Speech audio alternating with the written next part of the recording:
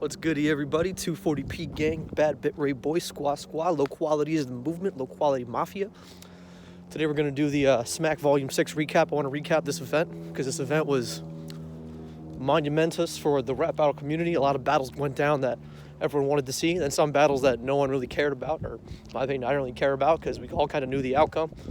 I was waiting to see what would happen, so let's just kick it off. First battle, Danny Myers versus Ill Will.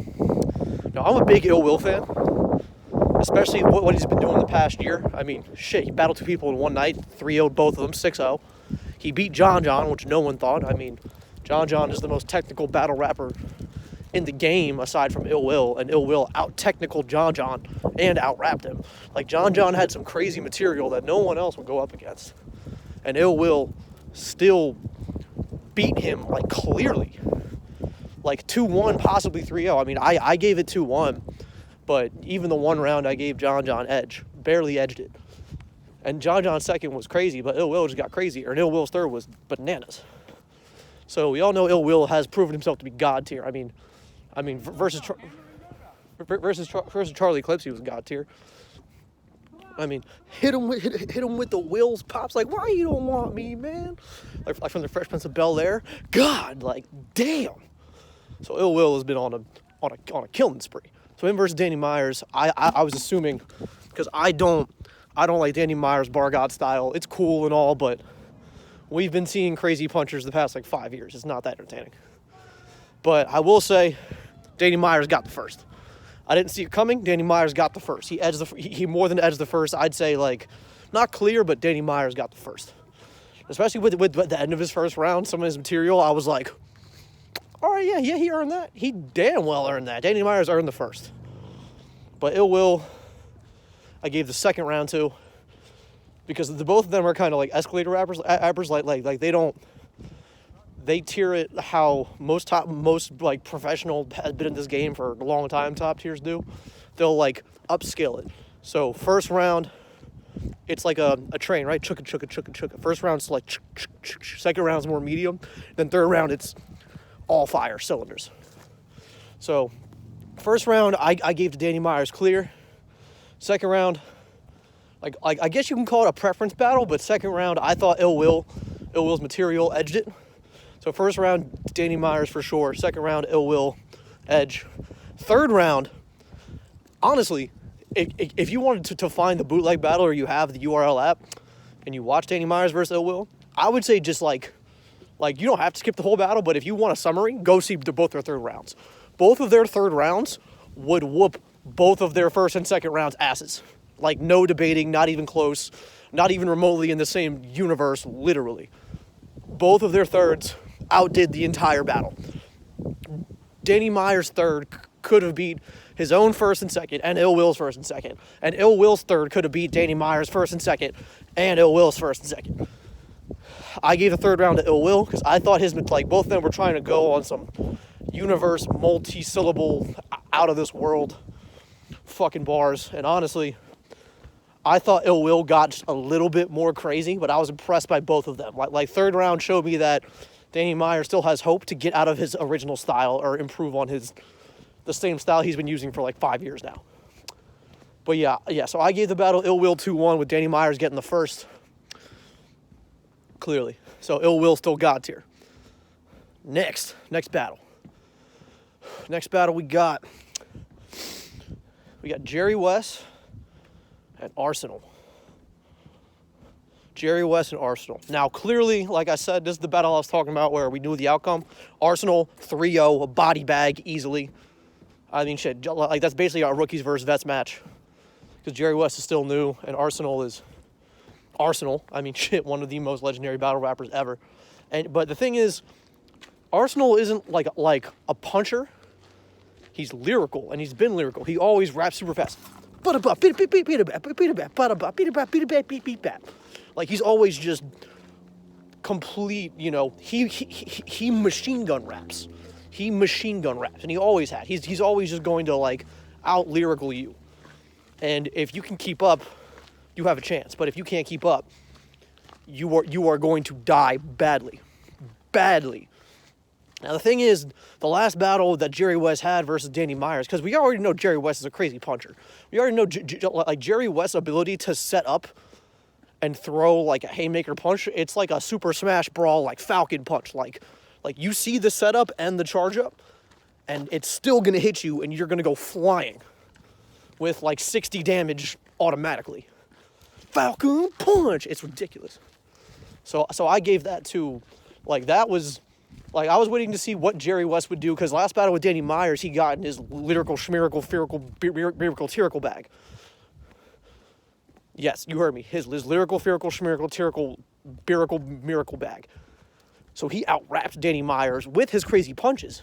And everyone thought we saw the birth of Jerry West evolving into a new style. You know, he looked like Averb son. He had the hat on with the dreads coming out. That brand new Woosai kind of shit. Very simple outfit, nothing flashy, that whole Woosai kind of thing.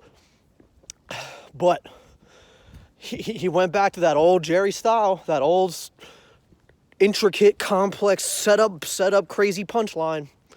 And versus Arsenal, versus anyone lyrical, schmirical, pherical, that's not going to work. Maybe he got scared and tried to just go with what works. But if he had expanded on and compounded on what he was doing versus Danny, Jerry West could have made himself look very good versus Arsenal. But this showed separation, and I hope Jerry West doesn't, I hope he doesn't go back to the drawing board in that sense. I hope he just does what he did with Danny and expounds upon that. That's all he needs.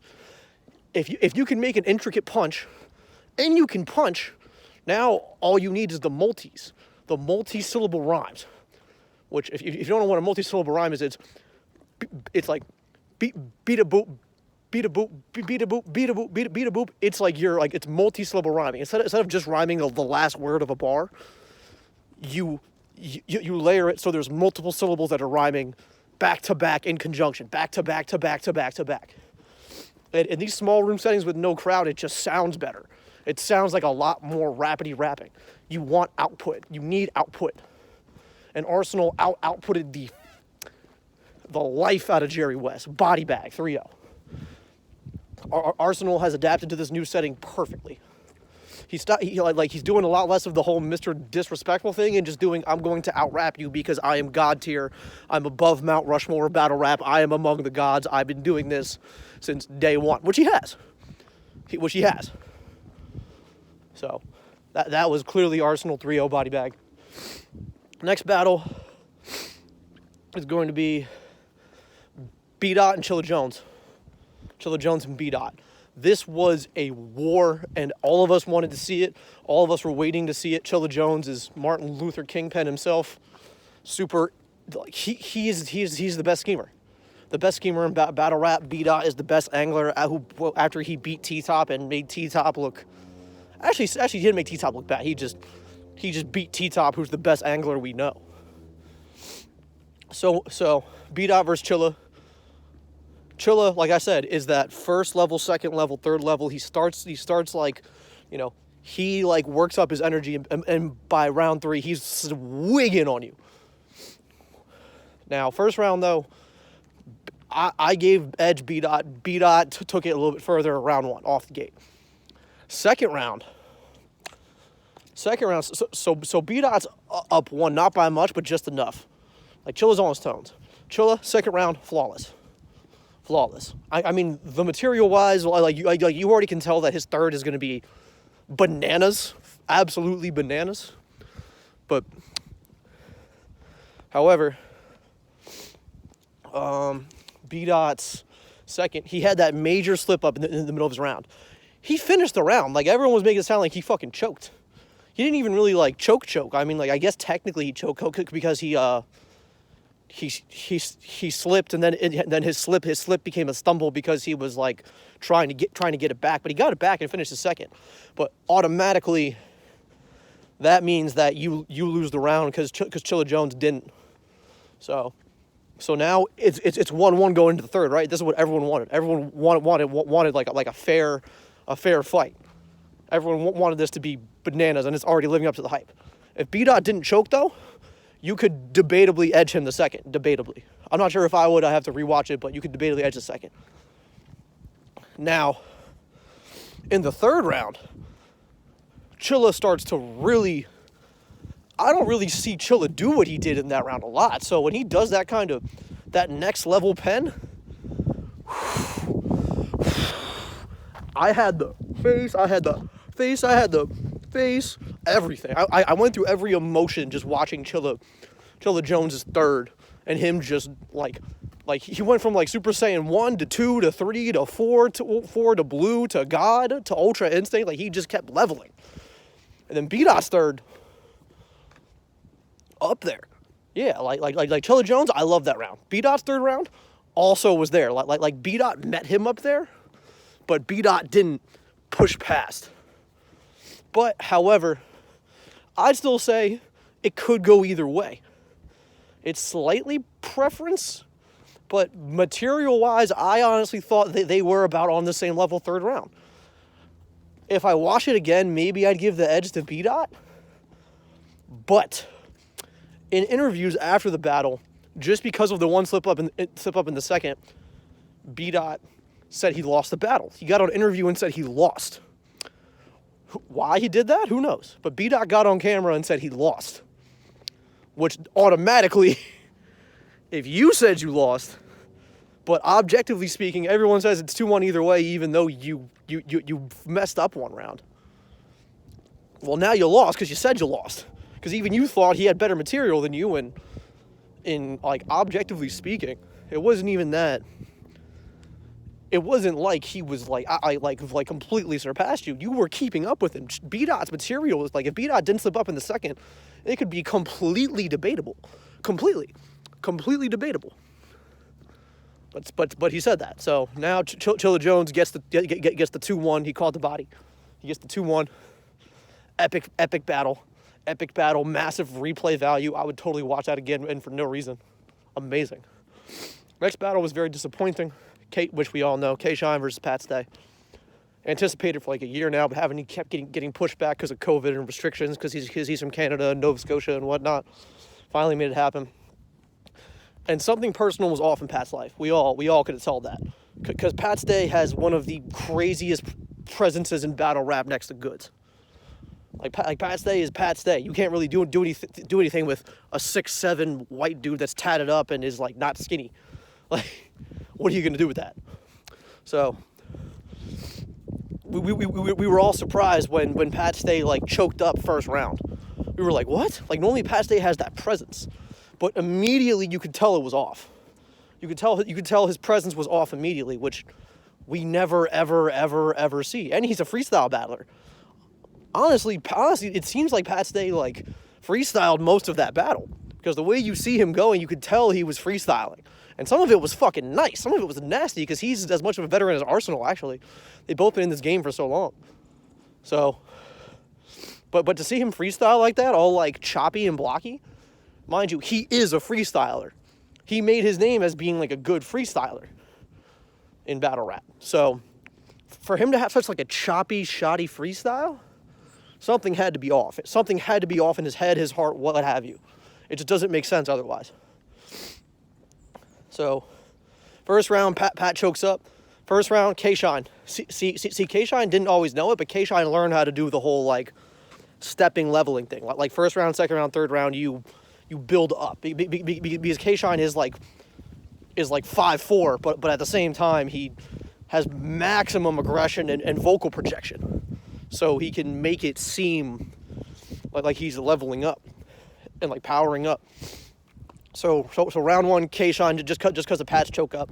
Second round actually was Pat's best round of the battle. Second round was on par. It wasn't enough because you could still tell in his head he's fucked up. But like second round, he kind of remembered his material back, and then when he slipped up and started going into freestyling, it was still some fire. It was some heat. Like that, like it still seemed off. His aura, his energy still seemed off. But that was the more Pat Stay that we know and love and appreciate, right? Like that was the one that we know. But it wasn't enough. K-Shine started getting kind of crazy, and you could tell he was like taking different approaches than he normally does. He's normally like K-Shine is not an angle battler. K-Shine doesn't get K-Shine doesn't get personal. K-Shine will just do his thing on you. He doesn't have to do all the personal angles and talk about your baby mother, your kids, or whatever the hell. or like he's not gonna be like, you're a bitch. Like he doesn't need to do that. He's just K-Shine. He doesn't need to do that. But he started to take those kinds of weird little angles, and like, because Pat Stay is like a jokey rapper, you know what I mean? He makes the crowd laugh at you. So K-Shine was starting to do that. And it was working. So I still give K-Shine the second, because you could still tell Pat was freestyling, but Pat's second round was actually really fucking, like, Pat's second round was so impressive. Like, I was like, okay, that's a symbol of the Pat that we know and love. Third round, K-Shine, body bag, no debatable. K-Shine's third was bananas. Out of this, K-Shine's third was mean mug. K-Shine's third was amazing. So K-Shine 3-0, dirty. Like, the only reason it's a dirty 30, and it's a dirty 30 body bag 3-0 clear is because Pat Stay was clearly off his game, which he rarely ever is. So it was a little disappointing because we all thought Pat would show up, but whatever like, it's not that he didn't have the material, it's just that whatever's personally going on in his life must have messed him up sideways. Because damn, I've never seen a Pat, like, even from videos from like 12 years ago of him rap battling, never seen Pat Stay look that out of his element. Crazy. All right, now that we got all those out of the way, just to recap: Ill Will 2-1. Chilla Jones 2-1. Arsenal 3-0 body bag. K-Shine 3-0 body bag. Finally, we get to Geechee and Goods. This battle, I didn't even care about Geechee because Geechee always shows up. Geechee always represents. Geechee always gives the level that you think. And if you can't name a classic Geechee battle, then you're lying. You are completely lying, and we all know you're lying. My God. My God. Have you seen Geechee? He's on a killing spree. Jeez. Love what he does. And so I gave it Goods 2-1. I gave it Goods 2-1. I think I definitely gave Goods the third. I don't remember if I gave Geechee the first or the second, but I gave him one of them, because I mean like one of the two just made sense to give to Geechee. I want to say it was his second round. Y'all, you know what it was? It was his second. It was his second round when he was like, how are you gonna tell me about where you live when you live in an apartment too? And Goods was like, it's a condo. It's a condo, dumb motherfucker. Like how you gonna tell me about where I live and how much money I make when you live in an apartment too? And he was like, it's a condo. Get the fuck out of here. So in that case, I probably gave Geechee the second, because that was hilarious. like that negated Goods' entire second round, just cause that was hilarious. Oh my God. But yeah, so I must have gave Goods the first time, and I definitely gave Goods the third. Now on the app, or on Caffeine, day 1, day 2, I checked. The fans gave it to Goods. Now, if you go on the app, they give it to Geechee because of reactions and everything. But if we're gonna react off punchlines, I don't care what you have to say anyway, because it's not all about punchlines. We are now in the no crowd era. All the gas doesn't matter. All the hype doesn't matter. Punchlines are no longer the crazy thing. Like we don't give two shits about that anymore. Zero.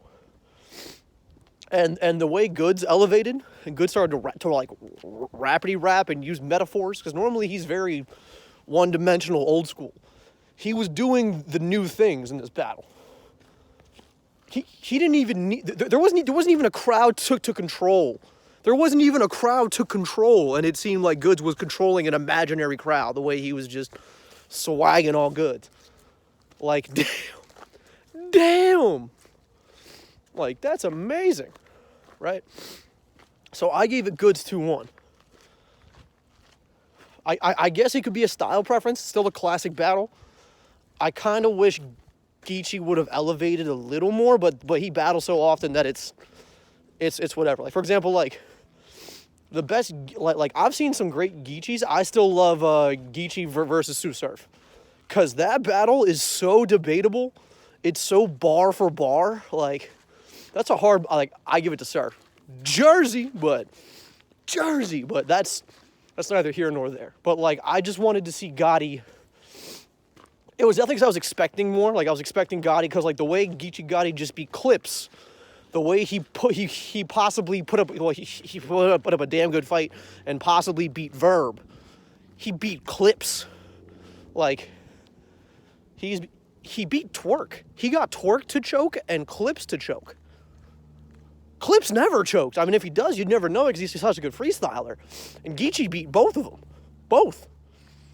Put it this way. Tsu Surf always chokes. Geechee faced Surf, main stage, main event, and Surf didn't choke. Geechee brings out the best in people to an nth degree. Like Geechee just has that effect.